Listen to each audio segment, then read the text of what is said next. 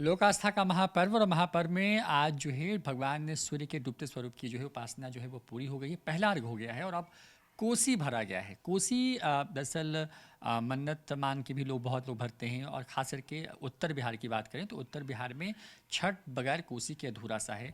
बहुत तरह की मान्यता है कोसी को लेकर के। तस्वीरें आप देख रहे हैं यहाँ पर, देखिए इस तरीके से जब जो पर्वतीन होते हैं या होती हैं वो जब अर्घ्य दे करके घाट से पहुँचते हैं तो कोसी भरी जाती है। बिल्कुल उस वही सारी चीज़ें इस्तेमाल होती हैं इसमें जो कि भगवान सूर्य को, छठी मैया को जो अर्घ्य में अर्पित की जाती हैं। मसलन ठेकुआ, पूड़ी, फल, पान, ये तमाम चीज़ें होती हैं और इन्हीं चीज़ों से जो है वो पूरा कोसी जो है सजाया जाता है, भरा जाता है। घर जो है घर परिवार भरा रहे, समृद्धि रहे घर परिवार के अंदर, ये तमाम जो चीज़ें हैं। क्योंकि छठी मैया जो हैं वो कहते हैं कि माँ हैं और सबका कल्याण करती हैं, लिहाजा तस्वीरें कुछ इस तरीके की हैं। तो ये तस्वीरें आप देख रहे हैं पटना से और यहाँ पर किस तरीके से कोसी भरी गई है और कोसी की क्या खासियत है। और क्योंकि अब जो है वो डूबते सूर्य की उपासना जो है वो पूरी होगी, यानी कि पहली अर्घ जो है वो अस्ताचलगामी सूर्य को जो है पहला अर्घ दिया जा चुका है। तो दूसरा अर्घ्य जो है वो उगते सूर्य को दिया जाएगा। और सबसे महत्वपूर्ण ये कि उगते सूर्य के साथ ही ये 4 दिनों का जो महापर्व है छठ वो संपन्न होता है। दुनिया का एकमात्र ऐसी पूजा है जहाँ पर 36 घंटे का निर्जल व्रत होता है, जो सबसे लंबा व्रत है दुनिया में।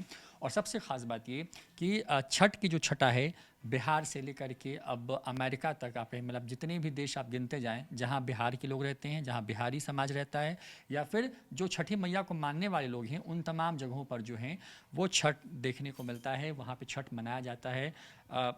विवेक भैया हैं, आपने व्रत रखा हुआ है और कोसी भरी गई है, तो कोसी का महत्व जो है वो क्या है और क्या परंपरा है इसके पीछे? सबसे पहले तो छठ पूजा की हार्दिक शुभकामनाएं पूरे देशवासियों को, विश्व के सभी लोगों को, बिहार वासियों को। और जो अभी कोरोना काल चल रहा है, उस कोरोना से छठी मैया सबको निजात दिलाए, मतलब अब इससे पार लगाए, ये भी विनती के साथ इस बार छठ किया जा रहा है। क्योंकि अब हो गया, अब मतलब अब इनसे यही बहुत लंबा हो गया, अब सब कुछ बहुत सुंदर हो, यही इनसे विनती की गई है। और रहा कोसी की बात, तो कोसी के बारे में क्या कहें, ये तो दिखने में ही इतना अद्भुत है, तो इसकी महिमा उतनी ही अद्भुत होगी भैया। तो बात ऐसी है कि जब शाम का अर्घ हो जाता है तो फिर छठ माँ तो हम लोग के यहाँ है, सुबह के अर्घ के बाद ही ना विदाई होगी उनकी। तो भाई लक्ष्मी स्वरूप में उनको हाथी के ऊपर विराजमान किया जाता है। इस रूप में भगवती हमारे घर में, सबके घर में लक्ष्मी के रूप में निवास करे, तो षष्ठी भगवती छठी मैया को हाथी के ऊपर बैठाया जाता है। इस मान्यता के द्वारा कोसी भरने की परंपरा है।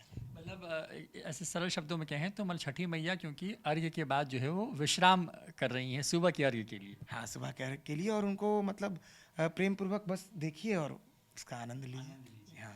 तो देखिए, उषा और प्रत्युषा की उपासना की ये पूजा है, सदियों पुरानी परंपरा बिहार को खास बनाती है। लोक आस्था का महापर्व कहते हैं इसे।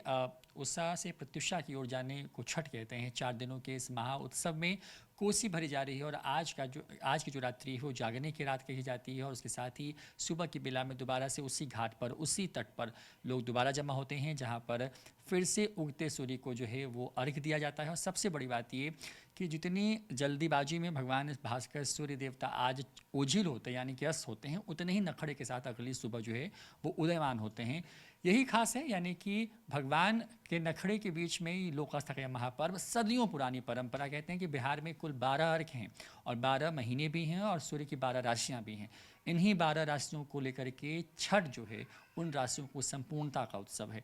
छठ वैज्ञानिक दृष्टिकोण से, प्राकृतिक दृष्टिकोण से छठ सबसे खास है। तो न्यूज फोर्नेशन की तरफ से भी छठ की बहुत सारी बधाई छोड़ जाते हैं आपको कोसी भरने वाले वीडियो के साथ।